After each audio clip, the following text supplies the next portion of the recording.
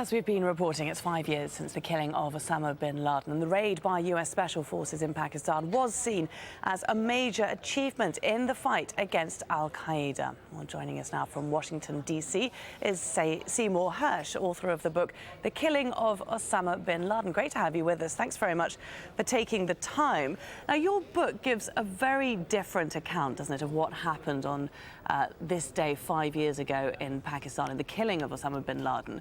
What do you say? Well, the main thing I say, of course, is, by the way, happy anniversary to all Bin Laden fans, I guess. First of all, the killing of Bin Laden, just as a general rule, didn't seem to change the war very much. You know, how are we doing today, Americans? Not so well. It's been 15 years in Afghanistan. But the big story, the big thing I had that I was saying is the basic story. Yes, the president did authorize a killing, and the SEALs did kill Bin Laden.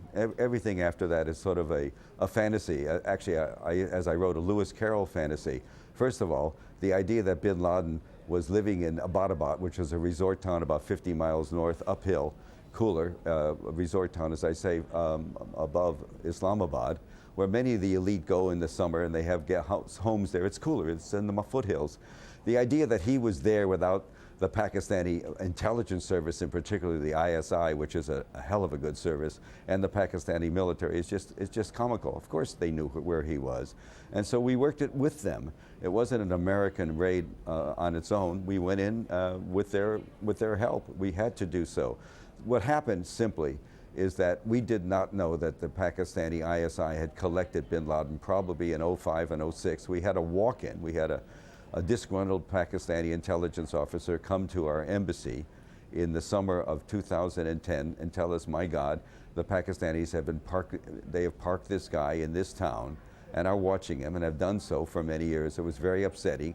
We worked it out. We eventually made an agreement, an accommodation with the Pakistani military and intelligence service that we would go in with their help and take out the guy. The only requirement was the Pakistani government had not told its people that they had him. In part, well, one of the reasons is Bin Laden is very popular among many in Pakistan. Many religious people really adored him. So you had a problem. You know, there's always been a schism in Pakistan. And don't forget, the underlying reason that I found the story so compelling is that Pakistan has, what, 100, 200 nuclear weapons? They now have 2 reactors going, and one uranium, one plutonium. And we spend an enormous amount of time in America and in the West worrying about the bomb. And the idea that we would play loose, we were supposed to go and take him out, get rid of him, kill him, do whatever we did, and not tell anybody for a week or 10 days. And finally, the president was going to announce that we found this guy. We did a drone strike and found this guy in the Hindu Kush Mountains in Afghanistan, the border area between the 2 countries. And it was going to be just as successful for the president. Okay. What I write about is that night, may I just say, about that night, there was a panic in the White House. They were worried that waiting 10 days would be too long, it would leak, and the president needed to take credit right away. He was in a re-election struggle. He's an African-American man running for the 2nd term. He wanted to win, so he did it. He went right away with it. So they couldn't wait for 10 days to announce what they had done. It seems astonishing then that they've managed to go for 5 years without any of what you essentially say is a lie to be leaked out in any other form. Well, why is that so surprising? Do you not think a major government can keep secrets? Only that an awful lot of people would have been involved.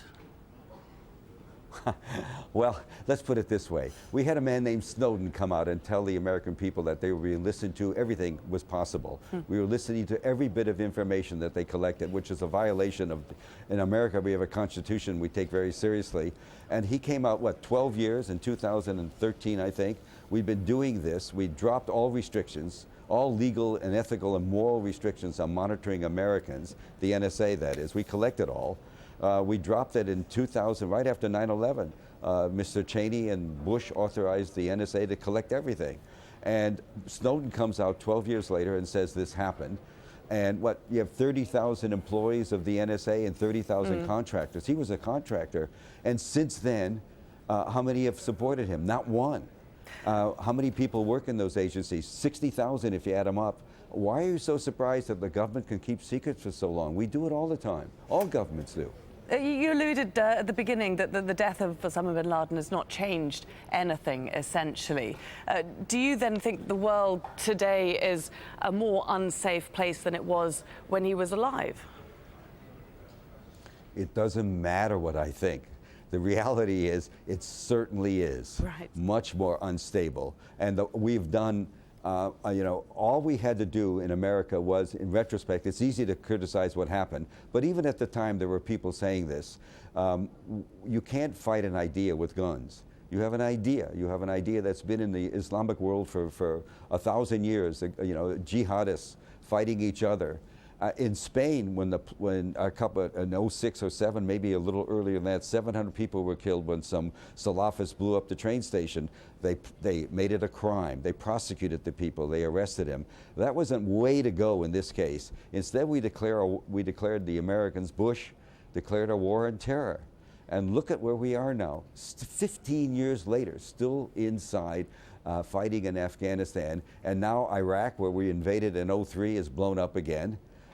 My God, do you have to wonder how history is going to judge those decisions made by those presidents?